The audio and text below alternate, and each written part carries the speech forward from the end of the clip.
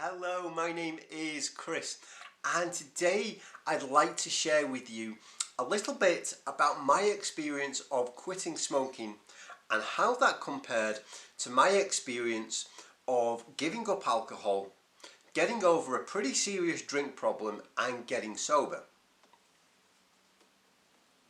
I'd like to share with you which one of those two things I found hardest, why I found it the hardest, and why, years down the line, I now see how I could have made the whole thing a heck of a lot easier. If you're a subscriber to my YouTube channel, if you're a regular viewer of my videos, hello again to you. Thank you for once again allowing me to be part of your journey in this small little way. I really am grateful for that, just as I'm grateful for all your love and support and all the kind words that you leave me down in the comments below. It really does help inspire me to keep making these videos.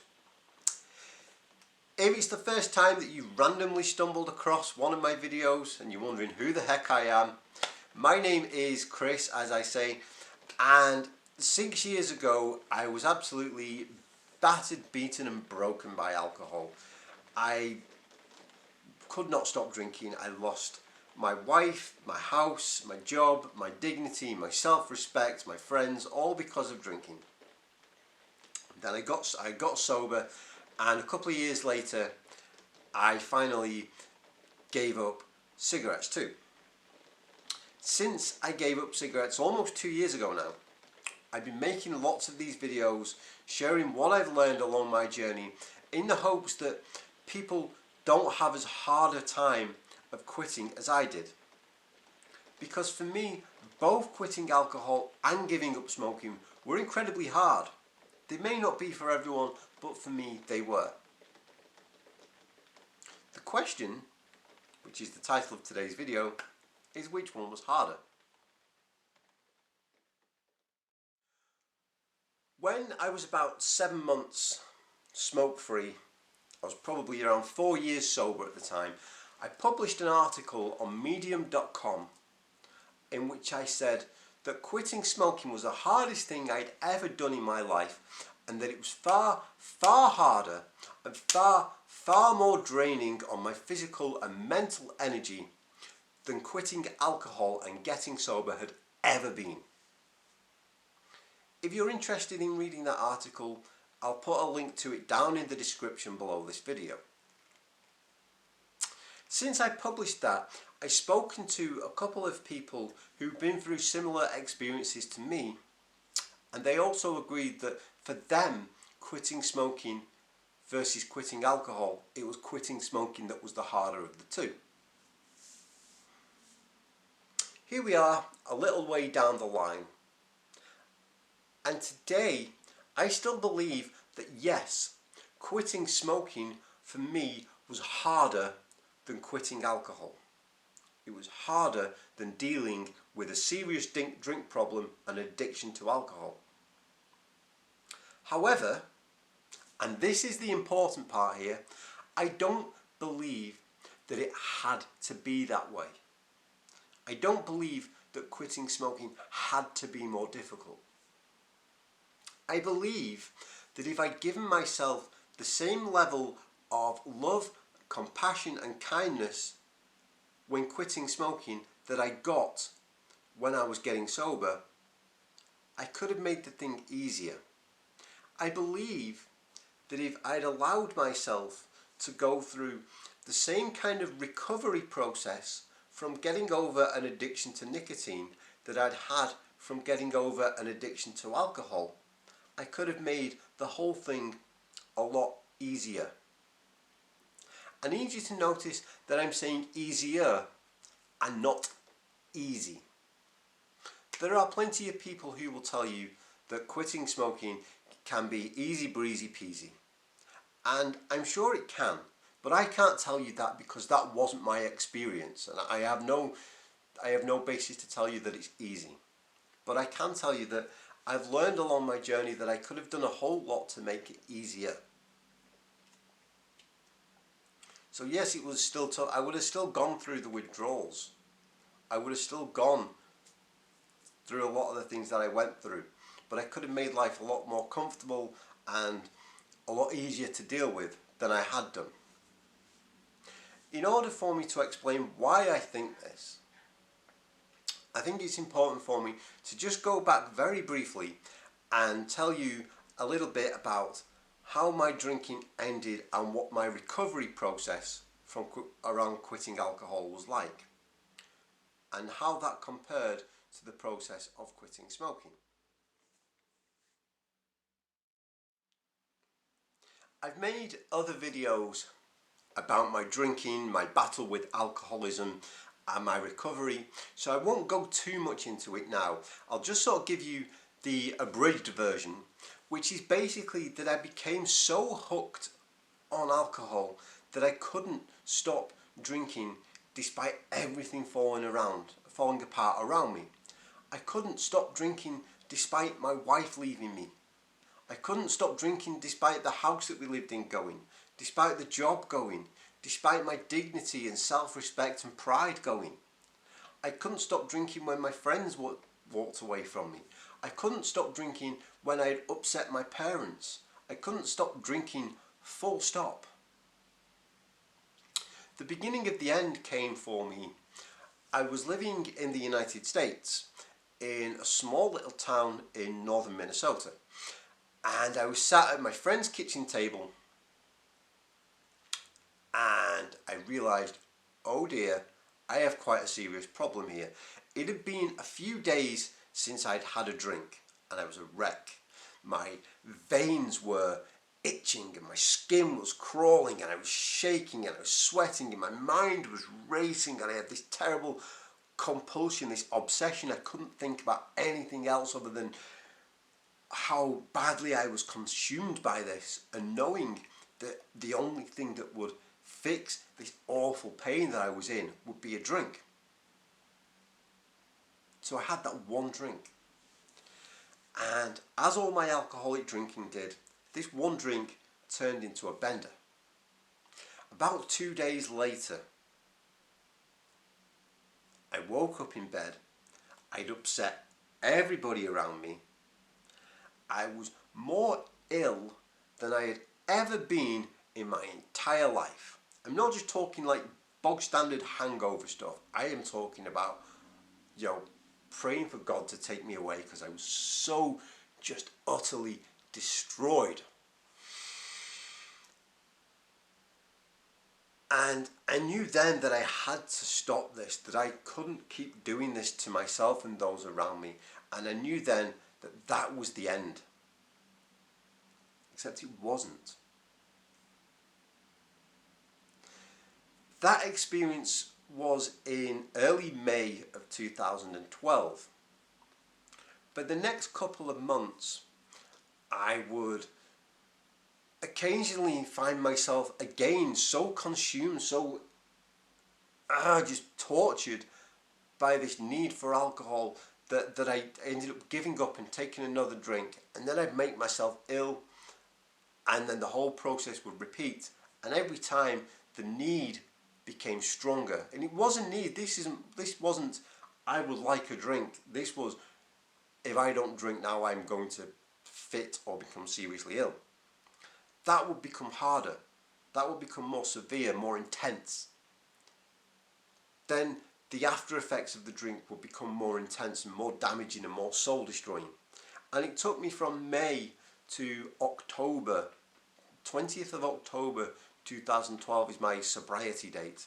It took me until that point to finally have my last drink. And I had that last drink, and there was more. There was sweating, there was shaking, there was spending like a day and a half in bed just to get through it all. There was drinking lots of water and going through that recovery process and starting to build my life from scratch again. It was an experience that I wouldn't wish on my worst enemy. Especially after that last drink, when you're shaking, you're trembling, you just feel so ill. I wouldn't wish that on anybody. A few years down the line, actually no, before I tell you what happened a few years down the line, I need to tell you this because it's important.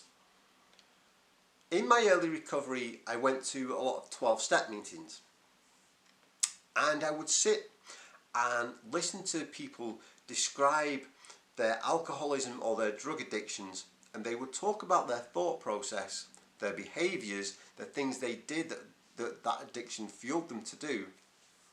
And I related so much their thoughts, feelings and behaviours to the way I thought, felt and behaved being addicted to nicotine. People would share things about, like, knowing that the store was about to close and if they didn't get their alcohol they'd be doomed, and I think I'm like that with cigarettes.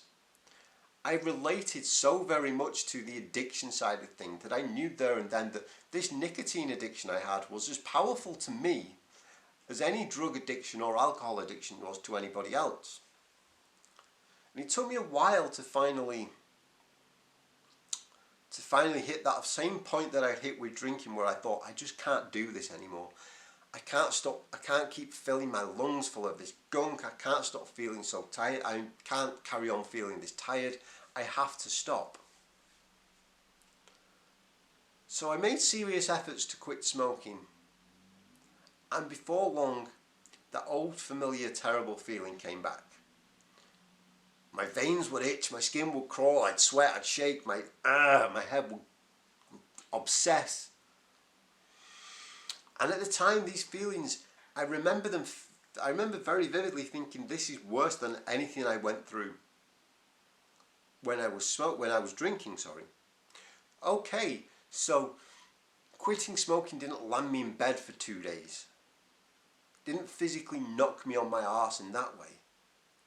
But it was, the effects were just as powerful, and they manifested themselves in different ways. Like, instead of being in bed ill, shaking and sweating, I'd just be up shaking and sweating and bouncing off the walls, and the adrenaline was pumping, and it would make me aggressive and angry, and it was just as intense.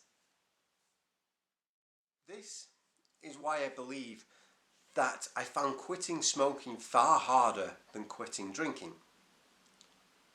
Because when I was quitting smoking, I was basically just left to bounce off the walls and go through the whole process as if nothing was happening, just carry on as normal. I didn't treat breaking the addiction to nicotine with the same reverence that I treated breaking the addiction to alcohol. And I didn't allow myself to go through a similar process. But for me, my addiction to alcohol was every bit as powerful as my addiction to nicotine. It's just that when I was breaking my addiction to alcohol, I was allowed to have this process and this time of recovery. Quite literally, when we're getting sober or getting clean from drugs, we talk about being in recovery. I know people who refer to themselves as recovering alcoholics. And I don't know about you, but when I think of this word, recovery, I think of like recovering from surgery or recovering from a bad accident, recovering from an illness, like recovering, resting, repairing. We're allowed to do that when it's drugs or alcohol, but you don't hear of people recovering from smoking. You don't hear people refer to themselves as being recovering ex-smokers, even though both are basically breaking an addiction. In the early days of getting sober, recovery for me was quite literally lying in bed, recovering, sweating it out. It wasn't a pleasant experience, but I was able to be kind to myself, to make myself as comfortable as I possibly could get in bed whilst I went through this terrible process of breaking the addiction. You know, I was allowed to treat myself with healthy foods and lots of water, to be kind to myself, to tell myself that, look, what I'm going through here is quite a big ordeal for me. It's quite a game changer, a life changer. And I'm allowed this process of recovery to heal from the damage that I caused myself through my drinking and to get better. When I quit smoking, I didn't give myself any of that. It was basically, there was no recovery. There wasn't that same thing of, I've just caused myself some quite serious physical damage through this smoking thing, and now I'm allowed to recover from this and get better and heal. I'm not saying that when we quit smoking we should go and hide away in bed for a couple of days. Sure, you can do that if you want to. I'm not saying that that's what we need to do. What I'm saying is we need to allow ourselves an appropriate level of recovery. I don't know why I did that. An appropriate level of recovery whilst we're breaking this addiction. We should be able to give ourselves the same level of kindness and compassion and love that we got when we were breaking other addictions. Again, it might not mean lying in bed, but it can mean getting some fresh air and exercise. Just a brisk walk does us good. It can mean drinking lots of water and eating healthy foods, and above all, acknowledging that what we're going through is this big experience, and we're allowed to have this process of recovery just as we would for any other kind of addiction.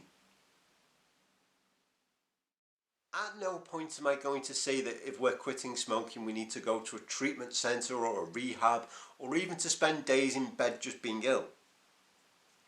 But I do believe that we can be a lot kinder to ourselves if we give ourselves the same kind of compassion when we're breaking free of nicotine addiction that we would get if we were breaking free of drug addiction to another kind of substance. And again, I've shared loads of times the kind of things that we can do to be kind to ourselves, and one of them is just acknowledging the enormity of it.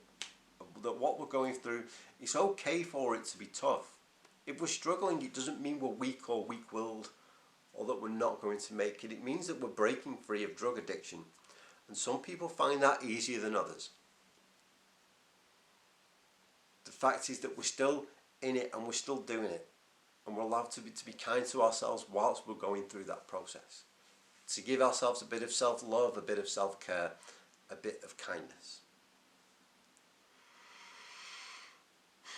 I'm reaching the point in this video now where I feel like I'm about to repeat myself. So this is as good a place as any to just say thank you for watching. I do hope this video has made sense. I do hope that in some way it has been helpful to you. Please do get in touch in the comments below. Let me know how you're doing along your journey. As I say, I always love to hear from you. I try and reply to all the comments, but sometimes it takes me a while. I may do some of that later today. Thank you for watching. Likes and shares are always appreciated, and for more videos like this one every single week, please do consider subscribing. Until next time, I'll see you later.